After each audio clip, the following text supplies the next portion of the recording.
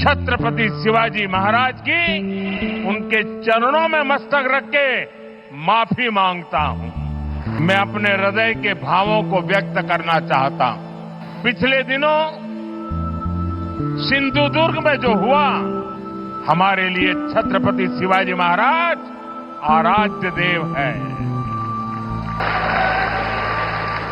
देश के प्रधानमंत्री नरेंद्र मोदी कल महाराष्ट्र की चुनावी प्रचार में जो है मंच से महाराष्ट्र की जनता से जो है उन्होंने माफी मांगी। यहाँ तक कि जैसे कि आप सबको पता है, महाराष्ट्र में जो प्रधानमंत्री शिवाजी महाराज की मूर्ति बनाई थी, 20 अगस्त को जो है वो मूर्ति बारिश होने के कारण और हवा चलने के कारण जो है वो टूटकर नीचे गिर जाते हैं। तो इसी बात को लेकर जो महाराष्ट्र के लोग काफी नाराजगी जताई थी, काफी नाराज थी। जो बाकी प्रधानमंत्री की जितने भी विकास है उन पर तो हमने देख ही लिए, जो कुछ चंद दिनों के लिए विकास थी, साल भर भी जो है टिक नहीं पाए। लेकिन ये कम से कम शिवाजी महाराज की मूर्ति में तो इस तरह की घोटाला ना करते। तो इस बात को लेके महाराष्ट्र के लोग काफ़ी नाराज थे और चुनाव सर पर है। हरियाणा, महाराष्ट्र और जम्मू कश्मीर की चुनाव का माहौल है। 4 अक्टूबर को जो है नतीजे आनी है चुनाव की। लेकिन इसके बीच जिस तरह से नरेंद्र मोदी जी के ऊपर एक के बाद एक संकट आते हुए दिख रहे, क्योंकि उनकी संसद कंगना रनावत भी जो है इस तरह की किसानों के लिए विवादित बयान दे देती है। उसके बाद जो है किसान भी काफी नाराज है और एक तरफ जो है महाराष्ट्र में जो है ये मूर्ति टूटने से भी लोग काफी नाराज है।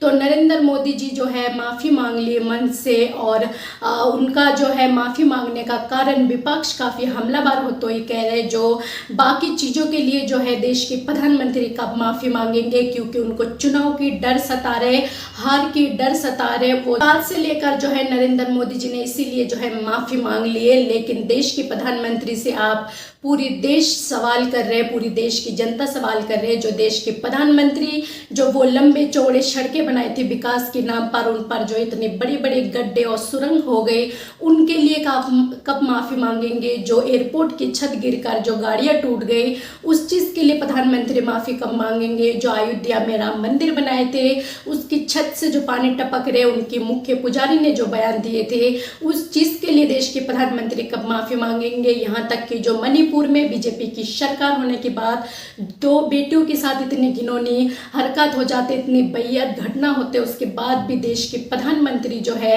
उनके लिए कोई रिएक्शन नहीं लेते, अभी तक उनको जो है इंसाफ नहीं मिले। तो उस चीज तमाम सारी चीजों के लिए देश के प्रधानमंत्री माफी कब मांगेंगे, देश की जनता जानना चाहते। एक बार आप सुनिए नरेंद्र मोदी जी महाराष्ट्र में किस तरह से माफी मांगते हैं।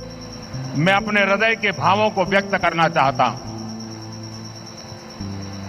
जब 2013 में भारतीय जनता पार्टी ने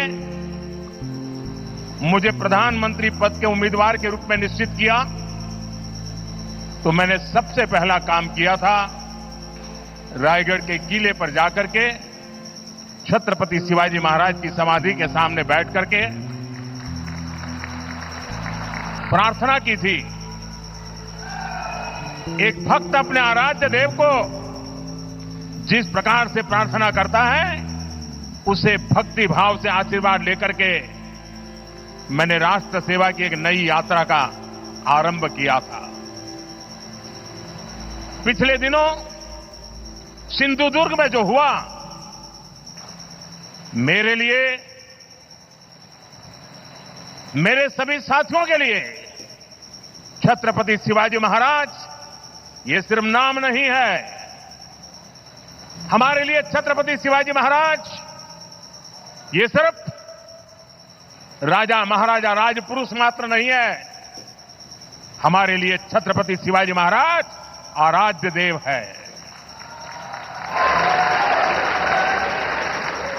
और मैं आज सर झुका करके मेरे आराध्य देव छत्रपति शिवाजी महाराज की उनके चरणों में मस्तक रख के माफी मांगता हूं।